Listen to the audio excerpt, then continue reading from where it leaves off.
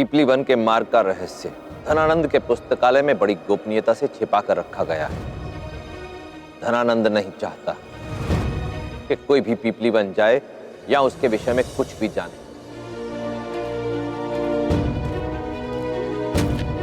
उसका केवल एक उद्देश्य है, पीपली वन के अस्तित्व को धरती से, लोगों की स्मृति से सदा के लिए मिटा देना।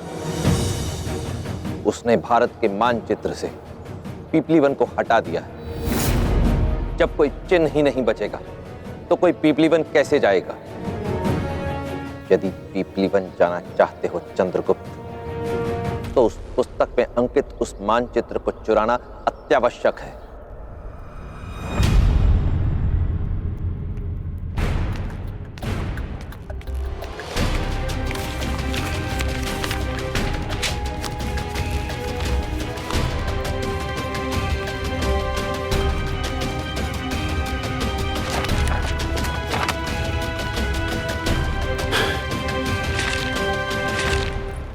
दास के विषय में शीघ्र ही कुछ करना होगा। कोई युक्ति, कोई कला सीखनी होगी जिससे मैं उसे मात दे सकूं। ये सेब खाइए राजकुमारी, सेब खाने से तनाव कम हो जाता है।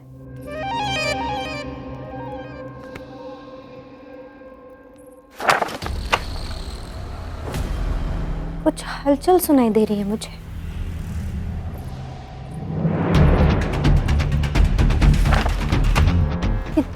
दास इस समय यहाँ क्या कर रहा है? इसने तो भाई से कुछ समय का अवकाश काल मांगा था।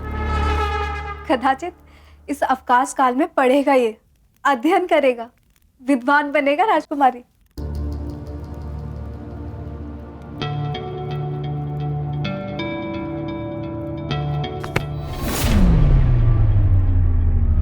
धन्यवाद राजकुमारी धुरधरा। मुझे वैसे भी बड़ी भूख लगी थी। अब पूरी रात ये सेब खाकर बिताओ। राजकुमारी, बाहर रहने दो मुझे राजकुमारी। अब पढ़ो रात भर, बनो विद्वान, लगाओ ज्ञान के सागर में गोते दास। अब इसका पूरा अवकाश काल यही बीतेगा, द्वार नहीं खुलेगा।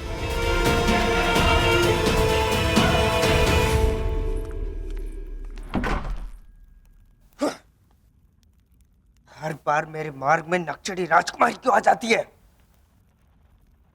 मैं बाहर कैसे निकलूं?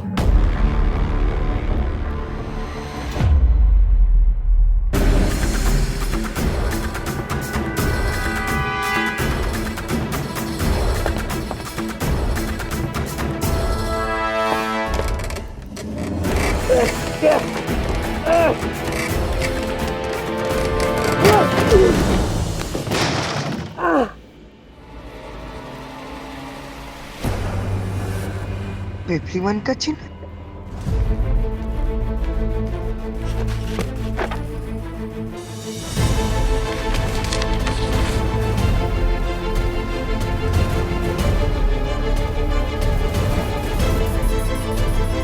तो ये है उस खोए हुए साम्राज्य तक पहुंचने का मानचित्र, पीपली वन तक पहुंचने का मार्ग।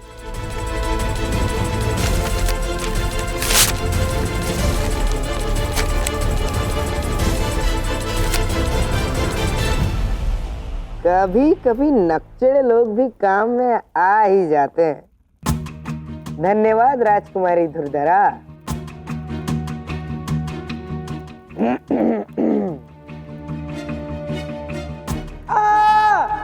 ये तो उसी दास का स्वर है।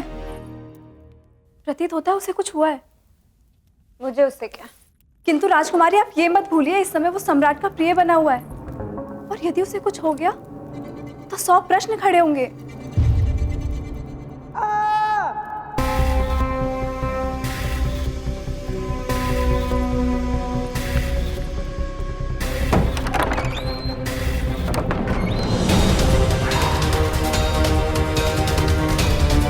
दास, दास, दास। कदाचित आप मुझे तो नहीं ढूंढ रही राजकुमारी?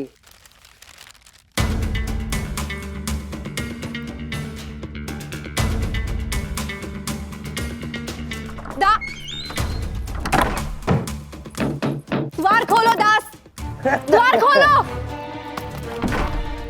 अब रात्रि यही बिताना और बताना कि कैसा अनुभव हुआ। पढ़ना आता हो तो समय बिताने के लिए बहुत सी पुस्तकें हैं यहाँ पर। दास तुम उचित नहीं कर रहे हो, द्वार खोलो। शुभ रात्रि। दास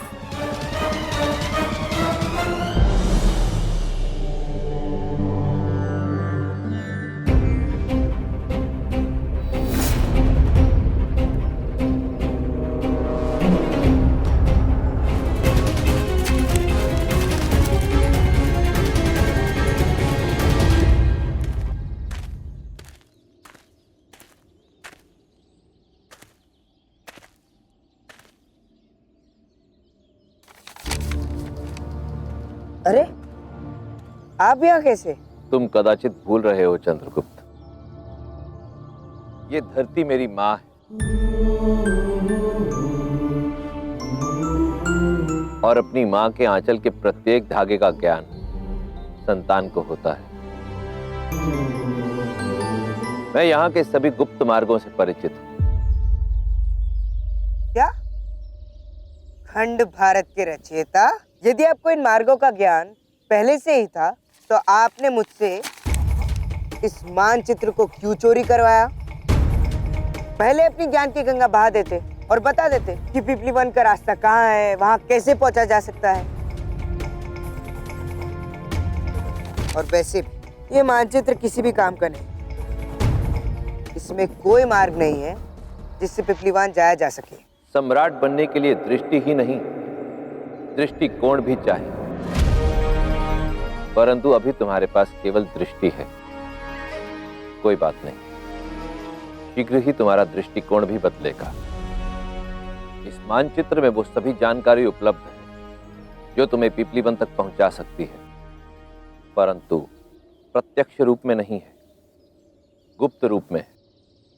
यदि धनानंद इसे एक रहस्य रखना चाहता है तो स्वाभाविक है कि कूट भाषा में ही लिखा होगा।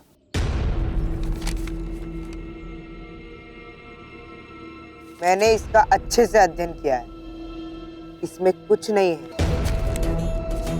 कभी सोचा है कि हम अपनी नाक को क्यों नहीं देख पाते हैं? क्योंकि नाक आंखों के ठीक बीच में होती है। उसे देखने के लिए ध्यान केंद्रित करना पड़ता है, दृष्टिकोण बदलना पड़ता है। अग्नि प्रज्वलित करो। क्या?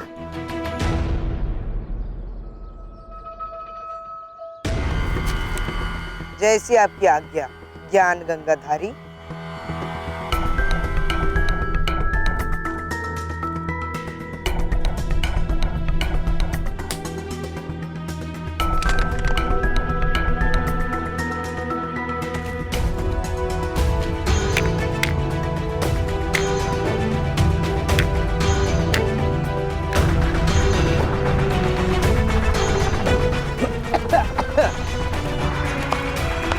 लीजिए।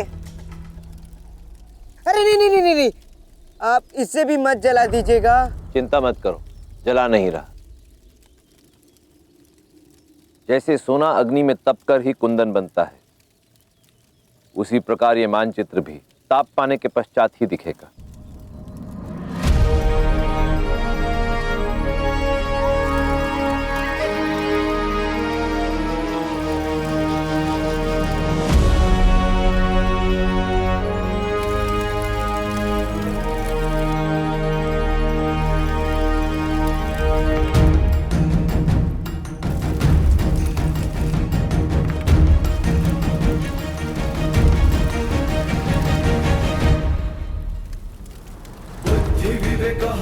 देखो,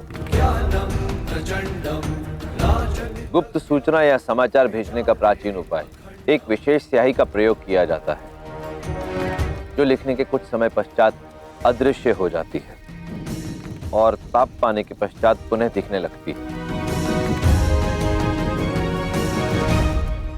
तो क्या लिखा है इसमें? इस मानचित्र पर एक पहेली लिखी है। चंद्रिका भरी रात में चमके भानु राज, चहु और विकट तमस हो, बस एक स्थान उजास। भोर सांझ के खेल में उलझा, यात्री मार्ग ने घेरा हो, सुबह सांझ का एक पथिक हो, एक माह का फेरा हो।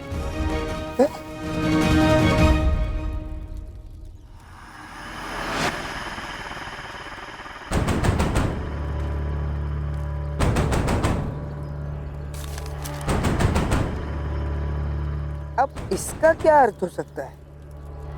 चांदनी रात में सूरज चमके, चारों ओर अंधेरा हो और एक ही जगह उजाला हो, ये तो असंभव है।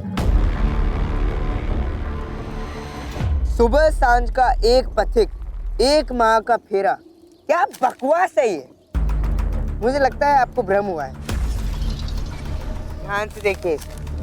मैंने वही बोला है जो इस मानचित्र में लिखा हुआ है। इस पहेली का उत्तर भी तुम्हें पीपली वन जाकर ही मिलेगा। यदि आपको इसका उत्तर ज्ञात है तो आप मुझे बता क्यों नहीं देते? क्यों मेरे लक्ष्य तक पहुंचने की प्रतीक्षा कर रहे हैं आप? क्योंकि कई बार यात्रा लक्ष्य से अधिक महत्वपूर्ण होती है चंद्रगुप्त। मैं ईश्वर से कामना करूंगा कि तुम्हारी यात्रा मंगलमय हो, सफल। परंतु हाँ, एक बात का विशेष ध्यान रखना, अपने लक्ष्य पर पहुंचने की शीघ्रता में छोटा मार्ग मत चुनना। वो मार्ग सुरक्षित नहीं, उस मार्ग में नरभक्षी जीव भी हो सकते हैं।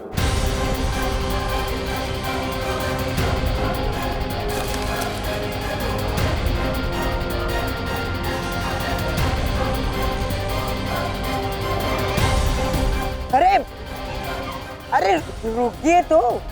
शुभ यात्रा चंद्रगुप्त।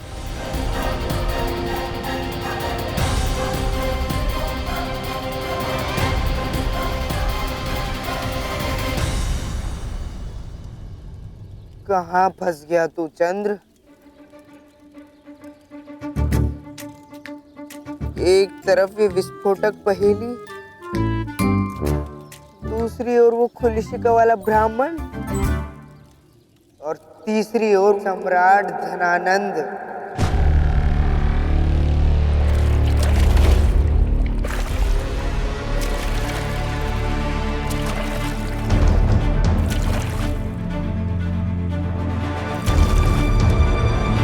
महामात्य,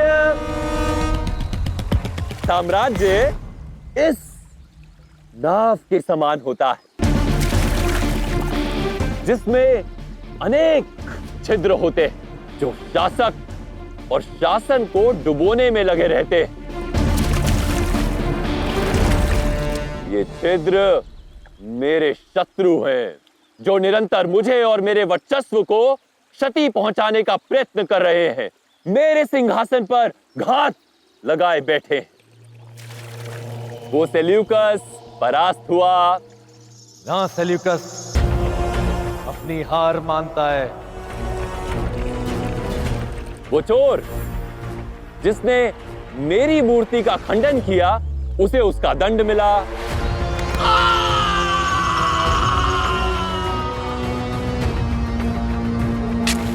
वो कृषक जिसने विद्रोह किया, उसे मृत्यु दंड मिला। और वो दासी मूरा, वो तो मेरे जूतों के तले है। जब चाहूं उसे मसल दूं। किंतु अब भी हम इस तथ्य से अनभिज्ञ हैं कि मेरी लाडली बहन पर आक्रमण करने वाले लोग कौन थे।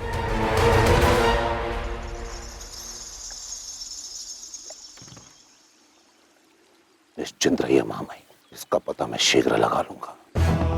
ये देखिए, इस नौका में जितने छिद्र थे वो सब मैंने रोक लिए और साथ ही साथ नौका का सारा जल बाहर निकाल दिया है। विश्वास रखिए मेरा, मगध साम्राज्य की ओर आने वाले हर छिद्र को अमात्य राक्षस का सामना करना पड़ेगा महामहिम। अब बहन का कोई भी कार्य अमात्य राक्षस कभी अधूरा नहीं छोड़ेगा। विश्वास रखिए आप मेरा। क्या आपको पूर्ण विश्वास है महामात्य कि आपको दिया हुआ कार्य आपने पूर्ण कर दिया है?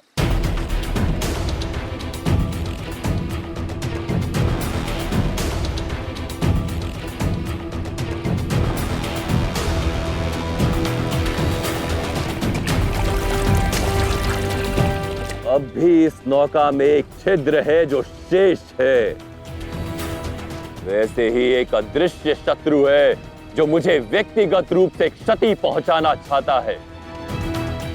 और वो शत्रु ठीक आपकी नाक के नीचे है। जिस शिखा का तूने आज अपमान किया, मैं उसी शिखा की शपथ लेता हूं कि तेरे नंद वंश का समूल नाश कर दूंगा दनानंद। तुझे इस सिंहासन से उखाड़ कर यहां एक योग्य शासक को बिठाऊंगा, योग्य शासक को बिठाऊंगा, योग्य शासक को बिठाऊंगा। विष्णुगुप्त, चाणक्य। हाँ महामात्य, वही चाणक्य, वही है वो खुला हुआ छिद्र। और आपने अभी तक उसे रोका नहीं क्योंकि आपका ध्यान उस पर था ही नहीं। परंतु अब बढ़ गया है, वो अधिक समय तक बच नहीं सकता। मां महिम, महादेव की सौगंध, वो जहां भी छिपा हो, धरती आकाश पाताल, मैं उसे ढूंढ निकालूंगा। सम्राट, राजकुमारी दूरधरा को किसी ने महल के पुस्तकालय में बंद कर दिया है। कोई अपने स्थान से नहीं हटेगा, कोई द्वार नहीं खोलेगा। मुझे किसी प्रकार का कोई अवरोध नहीं चाहिए। जो आपकी आज्ञा सम्राट।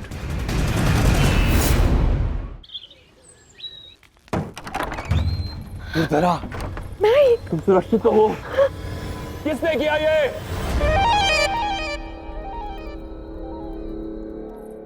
किसी ने नहीं किया होगा भाई। अर्थात? मेरा मतलब है कि मेरा कविताएं पढ़ने का मन हो रहा था, इसीलिए हम शिप्रा को लेकर यहाँ पुस्तकशाला में आ गए। और पढ़ते पढ़ते पढ़ते इतने भीतर तक चले गए कि किसी की दृष्टि ही नहीं पड़ी होगी। और द्वार खुला देख कोई द्वार बंद करके चला गया होगा। अब इसमें किसी की कोई भूल नहीं है ना भाई, मुझे ही सावधान रहना चाहिए था। दूरधरा, तुम सत्य कह रही हो कि यही हुआ था?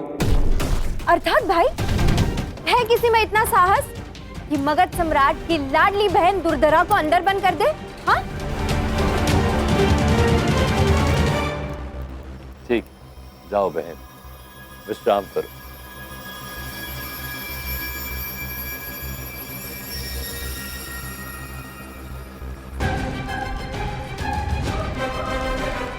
दास को उसके किए का दंड भाई से नहीं दिलवाऊंगी, मैं स्वयं दूंगी।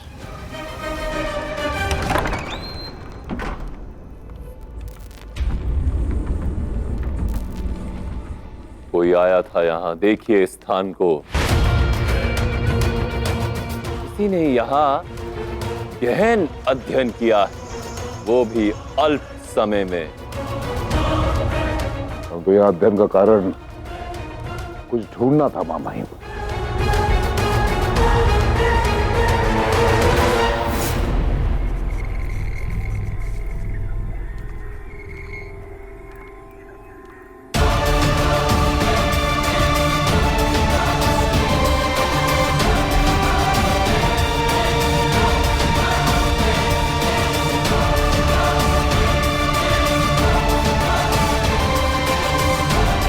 ये देखिए मां महिम,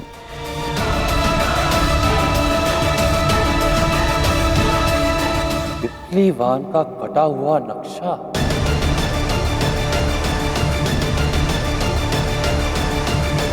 कोई है जो पिपलीवान के विषय में जानना चाहता है।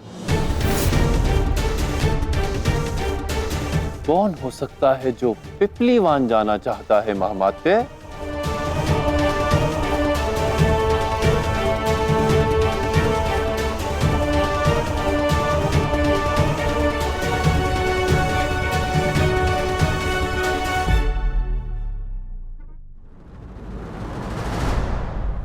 एक राजा और दास में क्या अंतर होता है? दोनों ही मनुष्य होते हैं। जहां दास एक और अपने स्वामी के प्राणों की रक्षा करता है, वही राजा उनकी जिनका वो स्वामी। दोनों ही अपने अपने कर्तव्य का पालन करते हैं। तो फिर क्या कारण है कि केवल राजा को ही अपने सर पर मुकुट धारण करने का अधिकार मिलता है और दास को उसकी पादुकाओं के पास बैठना पड़ता है। पास का देखने वाला केवल एक सामान्य जीवन जीता है, परंतु दूर की सोच रखने वाला मृत्यु के पश्चात भी जीवित रहता है। कारण है दृष्टिकोण। इसलिए जिसका दृष्टिकोण विशाल हो और दृष्टि दूर तक देख सकती हो, सिंहासन उसे ही चुनता है। इसलिए कुछ भी करने से पूर्व उसके दूर के परिणामों पर अवश्य विचार कर, क्योंकि ये आपकी दृष्टि पर ही निर्भर करेगा या आप सर का मुकुट बनेंगे या चरणों की पादुका। नीतियां मेरी, नियति आपकी।